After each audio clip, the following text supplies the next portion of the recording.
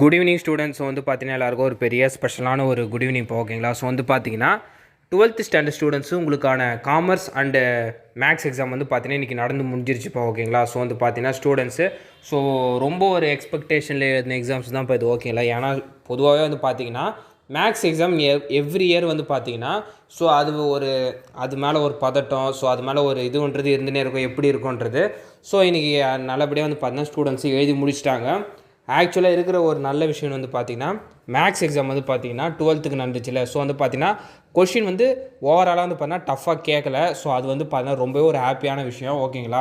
So அது மட்டும் இல்லாமல் கிரேஸ் மார்க்ஸ் எப்படி எதனா இருக்கான்றதை நான் வந்து பார்த்தீங்கன்னா கொஷின் பேப்பரை டீச்சர்ஸ் கூட நான் டிஸ்கஸ் பண்ணியிருக்கேன்ப்பா. ஸோ வந்து பார்த்தீங்கன்னா எதனா இருந்துச்சுன்னா அதை நான் கம்மிங் வீடியோவில் நான் சொல்கிறேன். ஸோ இன்றைக்கி எக்ஸாம் எப்படி இருந்துச்சு, ஸ்டூடெண்ட்ஸ் எப்படி எழுதியிருந்தாங்க, அது மட்டும் இல்லாமல் ஸ்டூடெண்ட்ஸ் பண்ண காமன் மிஸ்டேக்ஸை நான் சொல்கிறேன் ஓகேங்களா.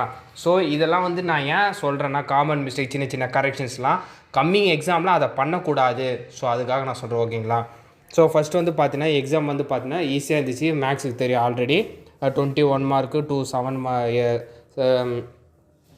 2 மார்க் வந்து 7, 3 மார்க் 7, அப்புறம் வந்து பார்த்தீங்கன்னா 5 மார்க் 7 கொஷின்ஸ் ஓகேங்களா. ஸோ இதுதான் பேட்டர்ன். டோட்டலாக நீங்கள் 90 மார்க்ஸுக்கு எழுதுகிற மாதிரி இருக்கும். ஸோ அது மட்டும் இல்லாமல் வந்து பார்த்தீங்கன்னா இன்றைக்கி எக்ஸாம்ஸ் ஓவராலாக ஈஸியாக தான் இருந்துச்சு ஓகேங்களா. ஸோ வந்து பார்த்தீங்கன்னா ஸோ சென்டமை நோக்கி எழுதின ஸ்டூடெண்ட்ஸ்லாம் வந்து பார்த்தீங்கன்னா மோஸ்ட்டாக ஈஸியாக தான் இருந்துச்சு.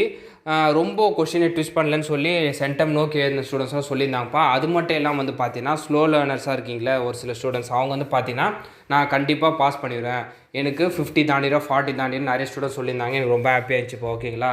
ஸோ வந்து பார்த்தீங்கன்னா மேக்ஸ் எக்ஸாம் ஓவராலாக easy to moderate level, easy லெவல்னோடனே டக்கு ஸ்டூடெண்ட்ஸ் இதுவாக இருக்கும். ஸோ சென்டம் நோக்கி ஆர்டர் பண்ணி படித்த ஸ்டூடெண்ட்ஸ் எல்லாருக்குமே வந்து பார்த்தீங்கன்னா ஈஸியாக இருந்துச்சுன்னு சொன்னாங்கப்பா. ஸோ பாஸ் பண்ணது ரொம்ப கஷ்டமாக இருக்குன்னு யாருமே சொல்லலை. ஸோ கொஷின் பேப்பரு ரொம்ப ஈஸியாக இருந்துச்சு ஓகேங்களா. ஸோ வந்து பார்த்தீங்கன்னா 12th வந்து பார்த்தீங்கன்னா தமிழ், இங்கிலீஷ், மேக்ஸு சக்ஸஸ்ஃபுல்லாக முடிஞ்சிருச்சு. ஸோ நெக்ஸ்ட்டு வந்து பார்த்தீங்கன்னா உங்களுக்கு அந்த physics, chemistry, computer science, biology, zoology, so மீதி எக்ஸாம்ஸ் இருக்குது. ஸோ அதை நீங்கள் கன்சிஸ்டண்ட்டாக படிங்க. சேம் காமர்ஸுக்கும் வந்து பார்த்தீங்கன்னா எக்ஸாம் ஈஸியாக இருந்துச்சு. மேக்ஸை விட ஒரு லெவல் ஈஸியாக தான் இருந்துச்சு ஓகேங்களா. ஸோ காமர்ஸ்லேயே வந்து பார்த்தீங்கன்னா நான் 90க்கு 90 எடுப்பேன் நிறைய ஸ்டூடெண்ட்ஸ் சொல்லியிருந்தாங்க. ஸோ மேக்ஸில் பெரும்பாலும் அப்படி தான் சொல்லியிருந்தாங்கப்பா. ரொம்ப டஃப்பாக கொஷின் கேட்கல ஓகேங்களா. ஸோ ஸ்டூடெண்ட்ஸ் நீங்கள் கண்டினியூவாக உங்களோட அதர் சப்ஜெக்ட்ஸ் எல்லாம் படிங்க.